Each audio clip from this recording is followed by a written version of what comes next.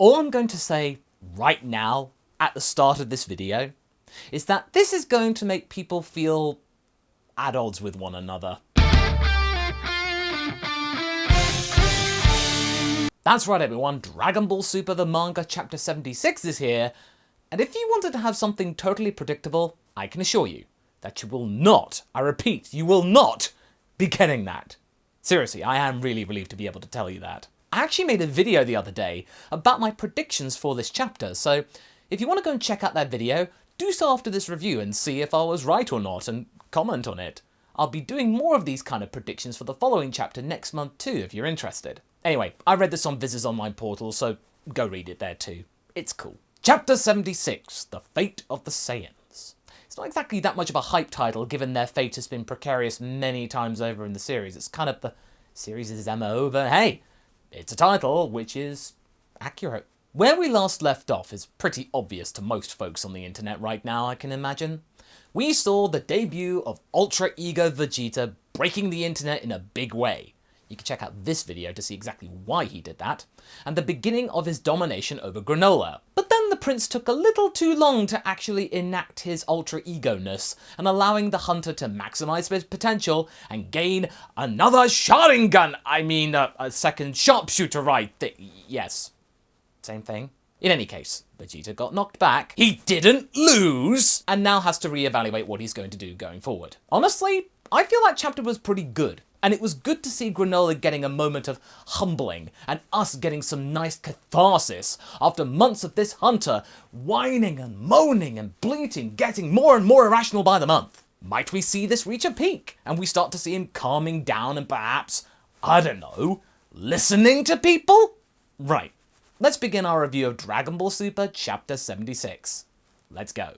So our story continues with Vegeta casually falling through another building and becoming the series' architect, but is clearly having to hold back from Granolah's continued walking and pew-pewing like a really cool action hero, as he has the upper hand and rubbing Vegeta up the wrong way, with belittling his previous swagger.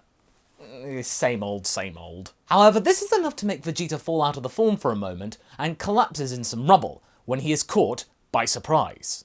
Then, Granolah does something I feel is a cheeky nod to our id, ego and super ego discussion a while back, by making fun of ultra ego by just calling it super ego.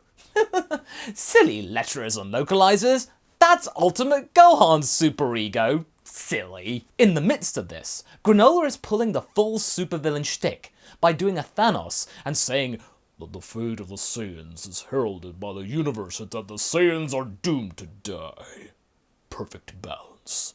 But admittedly, we do know that Toyotaro is a fan of Marvel, so that's probably not too far off actually. But Vegeta isn't going to go down without a fight, quelle surprise. But Granolah pounds him down saying that he had lost. No he hasn't! Because Granolah has been sideswiped by Goku, who is done healing now, and it's fight time now. With his best buddy. Vegeta comes in with a sideswipe, and this is enough to stop Granolah in his tracks, and us, seeing these two go at each other. I've got to admit, it is actually pretty surprising and refreshing. Clearly, Vegeta remembers well the whole situation with Goku taking his win against Frieza back in the Resurrection F saga, and to be honest, I don't blame him. It's also interesting to note that Goku points that Vegeta is reverting back to his old attitude, but to be fair, he had been just in a form which pretty much thrived off of that energy from back in the day, so there's still going to be some kind of contact high going on when you think about it. It's only temporary in the heat of battle. But it's cool that Goku isn't being oblivious and is aware of such things as feelings. Instead, it's Vegeta being oblivious when he's saying that he'd be rather dead than Goku's teammate, and he fails to realise that he's about to get cut in half by the bounty hunter. Keyblades and all that stuff, Zamasu, whatever. But Goku pushes him out of the way, so he only gets a tiny little paper cut, but still, it's gonna sting. He doesn't have to worry about that because he has a little nap in another building that he got hurled into, as Goku goes in for the next fight. He then goes into saying that the whole vital area motif that the hunter had been doing a few chapters ago is not going to work anymore, and his prey actually falls for that, thinking it's a bluff. But we know that when Goku tends to say these kinds of things, it's true nearly all the time, and the next few panels confirm it. He is very good at playing the dummy, because he acts like one most of the time, am I right?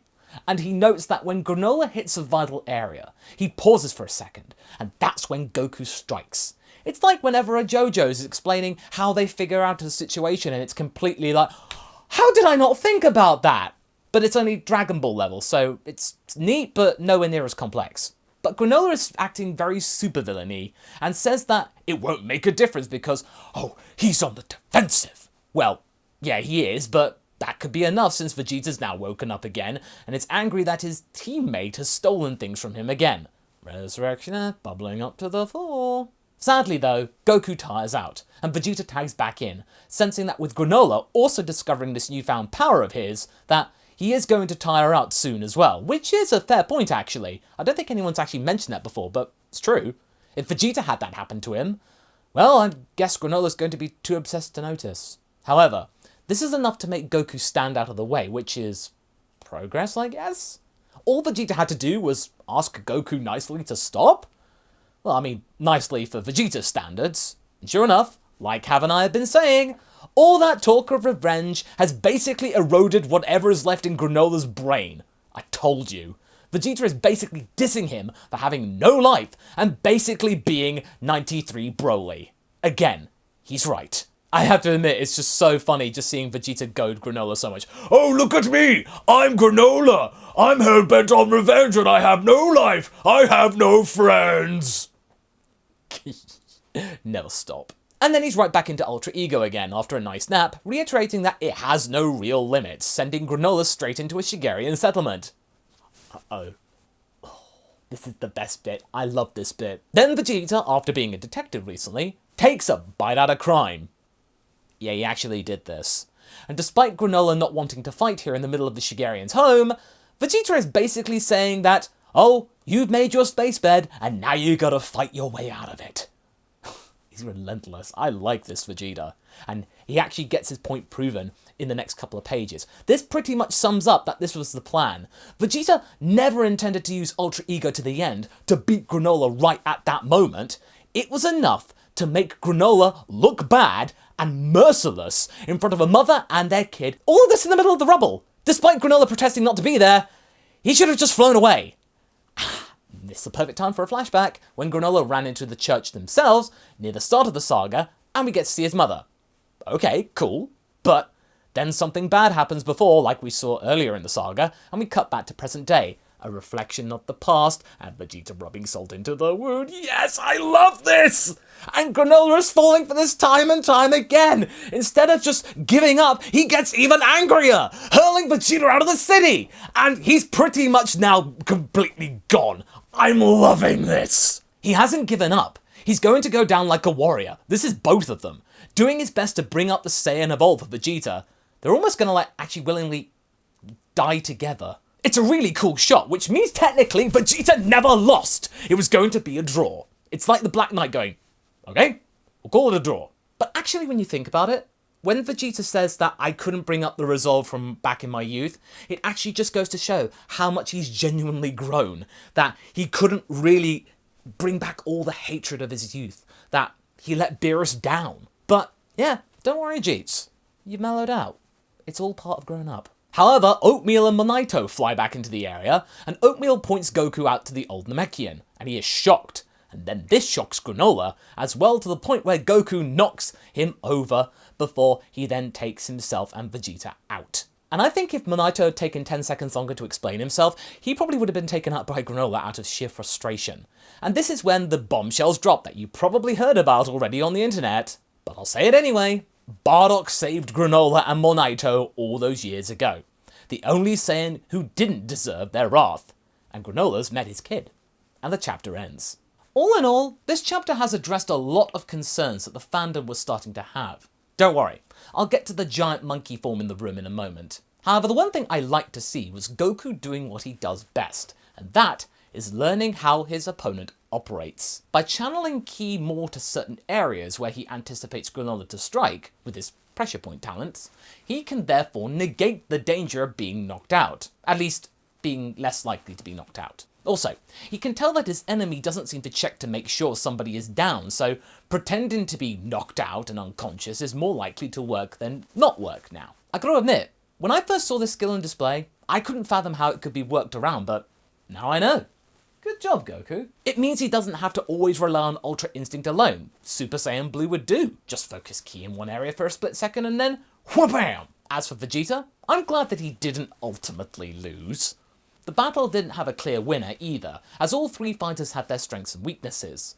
They all had, at one point during this 3-chapter long battle, the potential to come out on top, but it was called time on by an outside force, and therefore one of my predictions I know came true. But again, check out my predictions video to see the specifics. What I also like about this is that he's determined to do more in this battle, Vegeta, actively telling Kakarot to not get in the way. Even to the point of hurting his ally to make the point stick. His pride is strong here, and I feel that it's only going to get stronger and more focused as the saga goes on. Also, the act of bringing the fight to the Shigarians, despite Goku telling him not to? Genius. I feel that this is going to be a wake-up call for Granolah, that he's going to be getting his cohabitants of this world into danger, and it's really going to be his fault in the end. Vegeta is just really making him look bad. The Shigarians will see for themselves that Granolah is indeed bad news, bringing destruction and terror in his wake. Vegeta again being teacher once more and demonstrating that "Want and rage get you nowhere? Oh no, Granolah! What did you do? Oh no!" Okay, let's get to the big reveal.